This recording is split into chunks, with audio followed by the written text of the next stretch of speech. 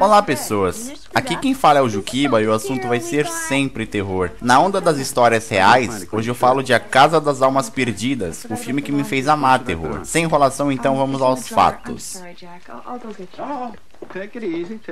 Em 74, a família Smurr, liderada por Jack e Janet, alegou que sua casa era perturbada por uma entidade que causava quedas de temperatura, odores, barulhos altos, além de empurrar e agredir fisicamente a família. À procura de soluções, a família entrou em contato com os demonologistas mais reconhecidos dos Estados Unidos, Ed e Lorraine Warren. Se você estiver pensando se já ouviu esses nomes em algum lugar, sim, já ouviu. Ed e Lorraine Warren participaram de inúmeros casos de aparições de espíritos, possessões e até mesmo assombrações ao redor do mundo inteiro. Só para dar um exemplo, os Warren estavam envolvidos na investigação do caso de Amityville, ainda nos anos 70. Enfim, Ed diagnosticou um demônio muito poderoso vivendo, entre aspas, na casa dos Smurr, que se materializava quando queria sob a forma de uma massa negra e constantemente deixava mensagens dizendo para a família sair daquela casa. O presidente do Comitê para Investigação Científica de Alegação do Paranormal, Paul Kurtz, alegou que os Warren nunca foram objetivos e eram tendenciosos em seus diagnósticos, e chegou a caracterizar os casos investigados por eles como farsas e historinhas de fantasmas. Kurtz dizia que os relatos das famílias obtidos pelos Warren não passavam de distúrbios psicológicos, alucinações, delírios, coisas cientificamente explicáveis e curáveis, se submetidas a sessões de exames psiquiátricos e psicológicos.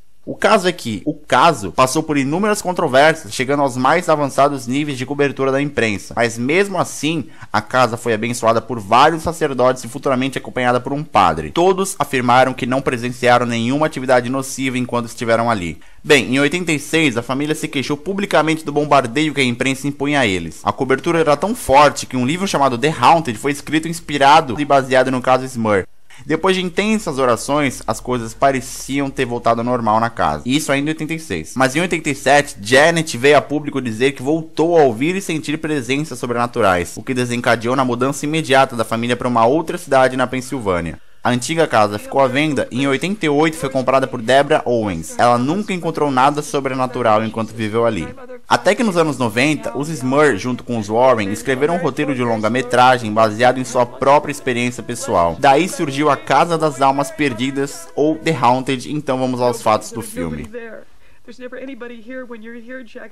Em meados dos anos 70, os Smurr, inclusive seus pais, perderam tudo que tinham, inclusive a casa, com as enchentes do furacão Agnes, que atingiram a Pensilvânia, o que os forçou a procurar um lugar bom e barato para morar e reconstruir suas vidas. Esse lugar é West Pittston. Após conhecerem seu novo lar, a família tem que lidar com pequenas reformas e pinturas, tanto internas quanto externas, haja vista que a casa era velha e há muito não recebia moradores.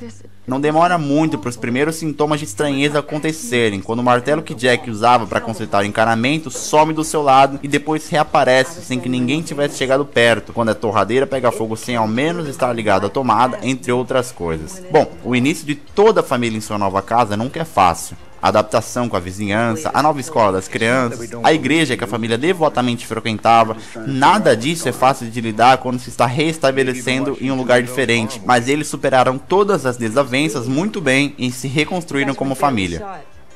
Quase 10 anos se passaram e Janet teve gêmeas. Agora ela tem 4 filhas e Jack foi promovido em seu emprego. O que parecia ser uma vida perfeita, frequentemente causava estranheza com a troca constante das fiações elétricas da casa e contas de energia infinitamente mais caras do que de costume. Vozes e barulhos começam a ser ouvidos. Janet começa a ser tocada enquanto dorme. Coisas começam a sumir e, é claro, quando Janet diz tudo isso, é taxada de louca. Ela vê uma massa negra se materializar, andar e sumir diante de seus olhos e se desespera, e conta para sua mãe que também viu aquele vulto. Janet, então, procura informações sobre a casa e descobre que ela foi construída em cima de minas e que em 1930 algumas instalações daquela quadra haviam cedido, o que revelou nos escombros um conjunto de ossos distribuídos em forma de pentagrama, o sinal do demônio. De acordo com sua pesquisa, há 2 formas de um espírito entrar no mundo real: fazer uma sessão espírita ou utilizar o tabuleiro Ouija, e a outra é a ocorrência de um crime brutal naquele lugar. Ao falar isso para Jack, seu marido, ela é ridicularizada por ele, que está completamente cético de todas as alegações que ela fazia, até ele próprio começar a ouvir vozes e tender a acreditar que Janet não está louca. Então ela procura o padre de sua paróquia para benzer a casa, e esse padre fica horrorizado com o que acabara de sentir, mas de certa forma purificou a casa à sua maneira. A família fica um pouco mais tranquila até que o lustre da cozinha explode sem explicações aparentes, o que os deixa com aquela sensação de como? Janet recorre ao casal de demonologistas Ed e Lorraine Warren, indicados por uma vizinha e que faziam palestras na faculdade local, e eles se prontificam a ajudar. Lorraine vasculha pela casa e identifica 4 espíritos, sendo 2, possivelmente 3, malignos. Eles realizam uma oração que faz parecer com que os demônios estivessem indo embora, mas naquela madrugada uma espécie de terremoto causado por aqueles demônios assusta a família e dá a mais plena certeza de que aquilo com quem estão lidando é mais forte do que se pensa. Bem, a família vai acampar e quando ela pensa que vai ter uns dias de paz, a massa negra novamente se materializa, mesmo longe de casa. Imediatamente eles decidem voltar e cancelar seu acampamento, quando ao chegar, são noticiados pelos vizinhos que a casa estava um caos enquanto não estavam lá. Cansados e assustados, a família recebe conselho de Ed Warren a convencer a igreja a fazer um exorcismo na casa, mas dificilmente a igreja católica aceitaria. Os Warren designam um padre episcopal para realizar o exorcismo, que aparentemente encerraria o problema dentro da casa. Meses passam sem incidentes, mas os espíritos continuam ali.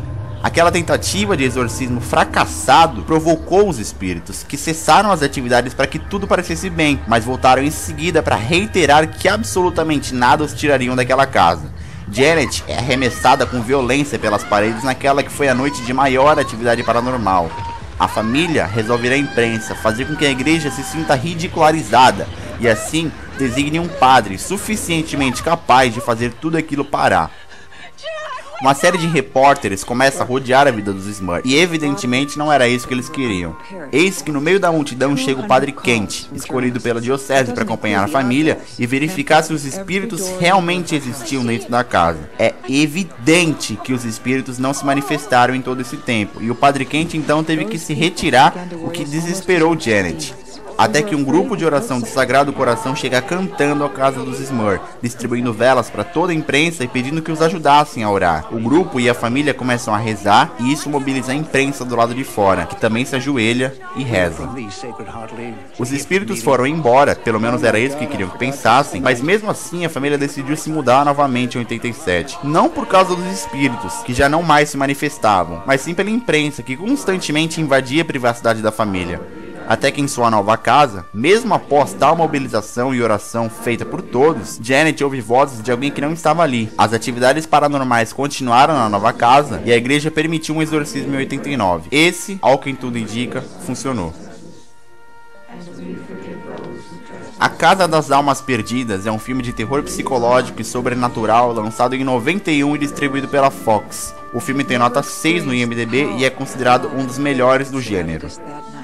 Se vocês gostaram do vídeo, por favor cliquem em gostei e se inscrevam no canal para levá-lo adiante. Repassem a seus amigos, principalmente aqueles que curtem filmes de terror e fiquem na paz.